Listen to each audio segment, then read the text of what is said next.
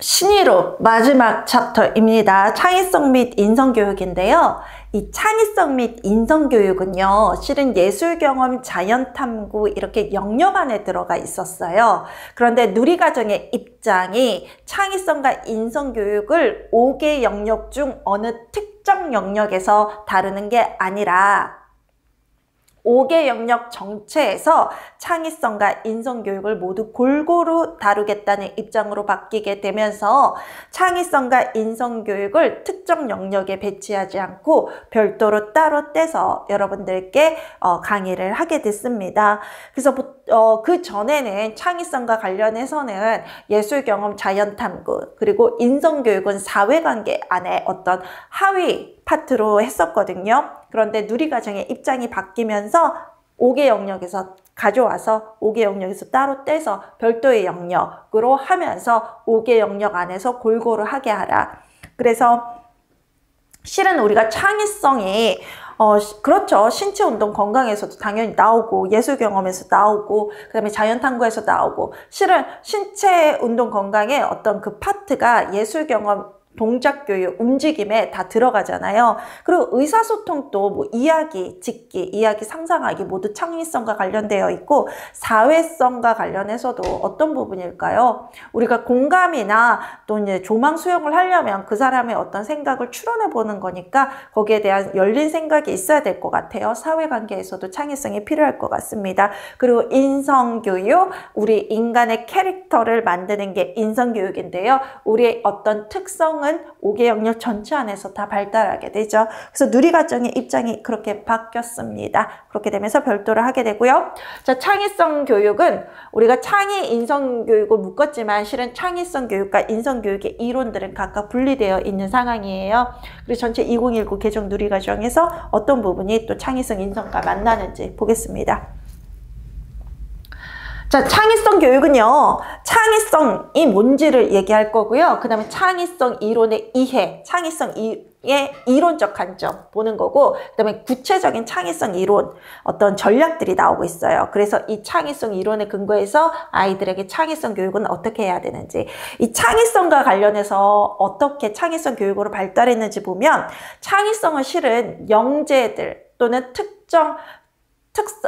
영재적인 특성을 가진 사람들만이 갖고 있는 거라고 생각을 했어요. 아주 태어날 때 가지고 난다라는 거죠. 그래서 이 창의성은 애초에 유전적으로 또는 신이 부여한 특성이기 때문에 우리가 모든 사람에게 길러줄 수 있는 그런 특성이 아니라 선택받은 특성 영재나 똑똑한 사람들, 창의성이 발달한 애초에 가지고 태어난 사람들만 가지고 있다라고 얘기를 하다가 창의성 교육이 됐다라는 거는 모든 사람들을 위해서 이 교육이 모든 사람들에게 하는 게 교육이거든요.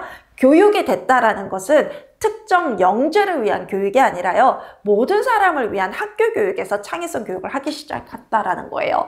더 이상 창의성을 특정 영재가 가지고 있는 특성이 아니라 모든 사람들이 가지고 태어나는, 그래서 모든 사람들에게 교육으로 길러질 수 있는 능력으로 관점이 전환되면서 그 관점이 변화되면서 창의성 교육이 학교 안에 들어오게 돼요.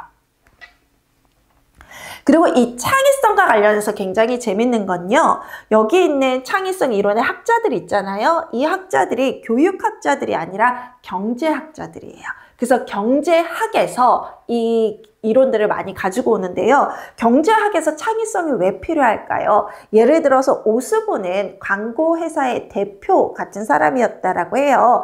광고회사 같은 경우는 새로운 아이디어를 많이 창출해서 사람들의 어떤 관심을 끌어서 물건을 많이 파는 게 목적이잖아요. 광고의 목적이잖아요. 그러다 보니까 다양하고 창의적이고 독창적인 생각들이 많이 나와야 됐던 것들이에요. 그래서 이런 경제학자들 또는 이제 경제학에서 모든 이 이론들이 나오게 된다. 그것이 다시 교육 안에 들어오게 된다라는 그런 흥미로운 어떤 부분이 있어요.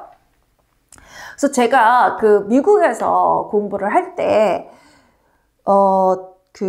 실은 이제 교육학 박사가 아니라 철학 박사거든요. 이 문과 쪽 박사들은 철학 박사가 가장 최고의 박사예요. 거기서 이제 전공이 교육학이다, 경제학이다, 뭐 이렇게 나누어지는 건데, 우리 그 과에 있는 그 철학 박사에 그 들으시는 그 분들이 정말 경제학, 교육학, 그 다음에 심리학 이분들이 다 이 같은 쪽을 했었어요.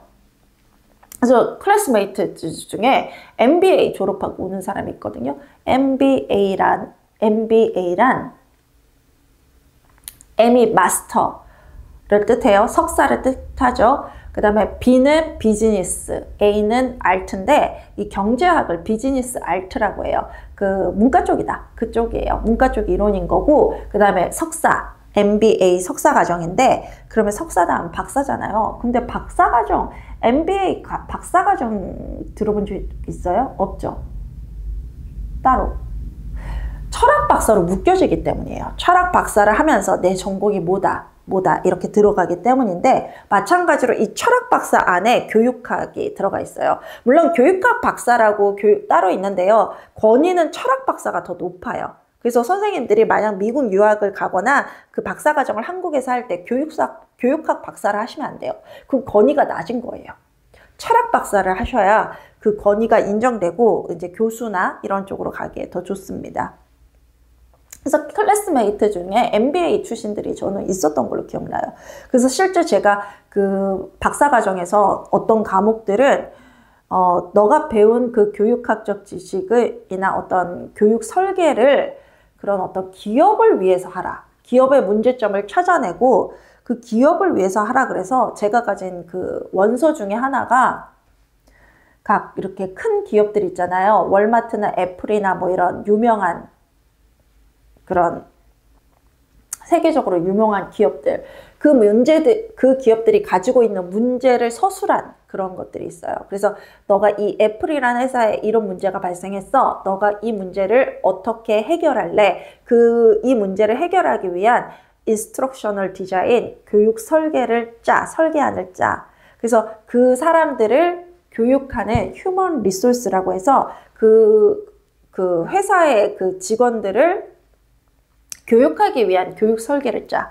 그러니까 교육 현장이 아니라 기업의 직원들을 교육하기 위한 교육 설계를 짜. 이런 것들도 저는 수업에 일부러 들었었거든요.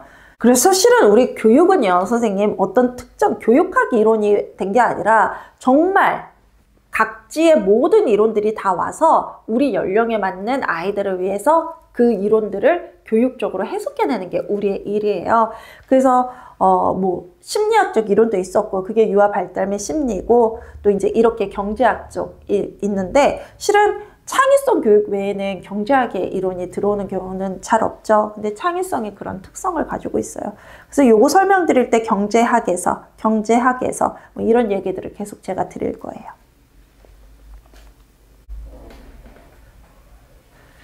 인성교육은 인간의 특성, 인간의 캐릭터를 형성하는 건데요. 우리가 보통 인성교육하면 덕을 생각하기 쉽지만 덕이 아니라 지덕체를 형성하는 게 인성교육이에요.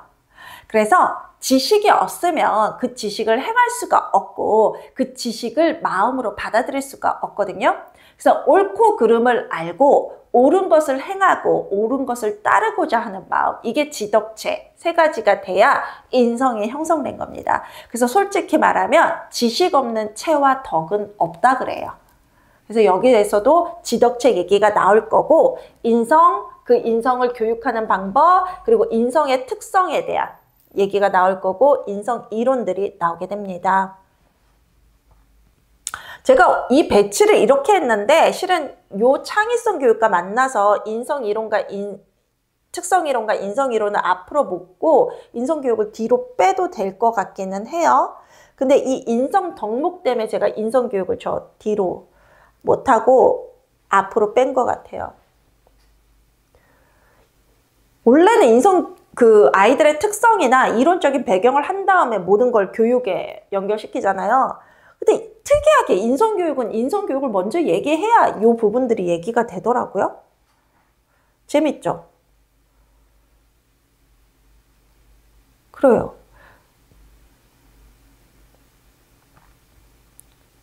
아마도 인성은 타고났다기보다는 길러지는 거라고 생각해서 그런 것 같아요. 우리가 보통 어떤 거든 씨앗은 가지고 태어나고 그 씨앗을 무럭무럭 자라게 해주는 게 교육이라고 하거든요.